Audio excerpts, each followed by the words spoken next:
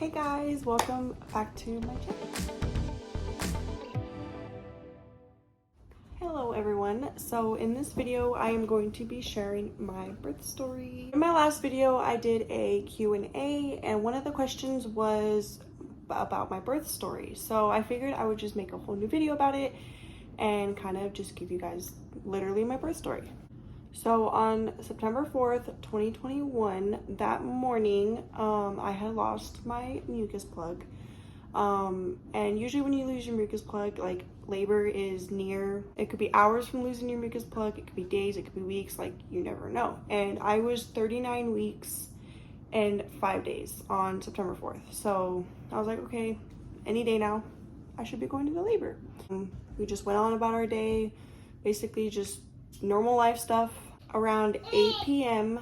that same day, my husband was switching the laundry. Our couch is here and our laundry area is like over here, kind of. That's the best way to explain it. But I was just sitting on the couch and he was switching the laundry, and I was sitting there just talking to him basically, and I felt something like trickle out.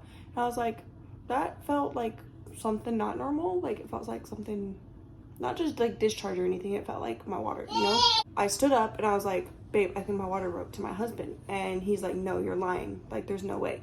And when I stood up, after I said that, a whole gush of water came out and I was like, yeah, it's go time now. Like, my water broke, it's baby time, so let's go. And he was freaking out, I was freaking out, like, it was just crazy. So our hospital bags were already packed. We were prepared. The base was already in the truck. Everything was ready to go. We just had to get like toothbrushes, toothpaste, our brush, just a couple smaller things, chargers, phones, wallet, make sure we had everything. So we started getting all of that together. I changed and I called my doctor, and my doctor was like, yep, you're in labor. Your water definitely broke. Go to the ER, call the ER. And tell them that your water broke and that you are on your way and they will be prepared for you to come in. So I was like, okay. So I called. My husband called his mom. I called my mom just to let them know that we were having a baby.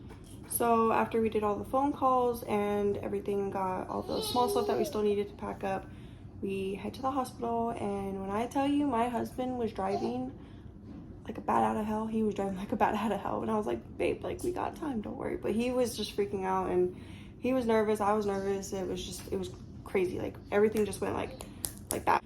So we get to the hospital and they check me in. They put me into like the pre-labor and delivery room where they like take your vitals, check and make sure that your water actually did break, blah blah blah, all that.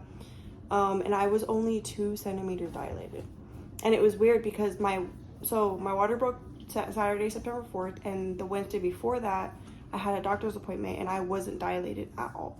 So when I got to the hospital, I was only 2 centimeters dilated. So I was like, this is gonna take forever. So after they get me checked in and they check to make sure, like they test my water, make sure it's actually my water that broke, vitals, everything, I was 2 centimeters dilated. Then they moved me into labor and delivery room, and I think that, if I remember correctly, that is where they checked me. And that's when they said I was 2 centimeters dilated, not in the check-in room. It was in the labor and delivery room. They wanted to see if I would progress fast or how this would go. I don't remember what time they checked me again, but a couple hours go by and I still wasn't progressing fast like I should have been. So they ended up giving me some Pitocin to help kind of jumpstart my labor. And let me tell you guys, once they gave me the Pitocin, that's when shit just went down. Like the pain that I was having, oh my god, I can't even freaking explain it. Like it was so bad. And so basically I labored all night, Saturday night into September 5th, Sunday morning. They had came in around, I think it was 6 a.m., 6 or 7 a.m. and they checked me again and I was at a 4 centimeters. So I was progressing a little bit. So like I said, I was on Pitocin. They gave me the peanut ball to try to help me dilate faster. I was walking around. I was sitting like on the hospital bed backwards, like on my knees, and just rocking back and forth, trying to help that way. I don't know. I was just doing everything I could because it was bad. So my goal during this birth was to not get the epidural. So when the contractions were getting so bad that I couldn't bear with them, they ended up giving me some fentanyl. I kind of regret getting that, but that's a whole nother story. So, but yeah, like I said, at 6 a.m. they checked me. I was out of 4. My contractions were just getting worse and worse and worse. And then they ended up giving me fentanyl, and it helped for, I'd say, 20 minutes. Then the pain was just unbearable. I couldn't deal with it. I ended up giving into the epidural. It was around, I want to say it was like 9:30 a.m. when I got the epidural. And they're like, okay, like, you'll feel relaxed now. You'll finally be able to take a nap before it's time to push, blah, blah, blah, all that. So then they're like, in 25 minutes, we're going to come in and check you again just to see how you're progressing. Doctors left, all that. I ended up trying to fall asleep, and that didn't happen. 25 minutes later, I'd say 30 minutes later, it was 10 o'clock, and they checked me, and they could see her head. So I'm pretty sure I went to like 9-10 centimeters and then got the epidural, because they didn't check me.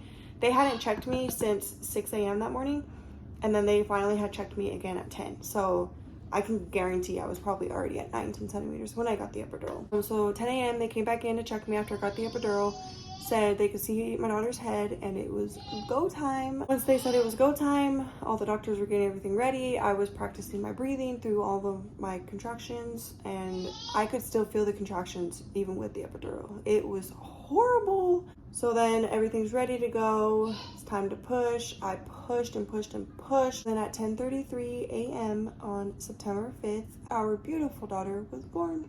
Once she came out, like all the pain that I was going through, all the pain from the contractions, all the burning, everything, like just went away.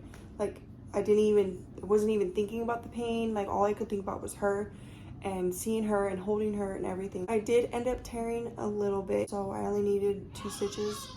And I ended up healing great. After I gave birth, I did skin to skin, and then my husband got to hold her and just basic stuff like that. They got her weight. She weighed 7 pounds, 15 ounces, and was 20.75 inches long.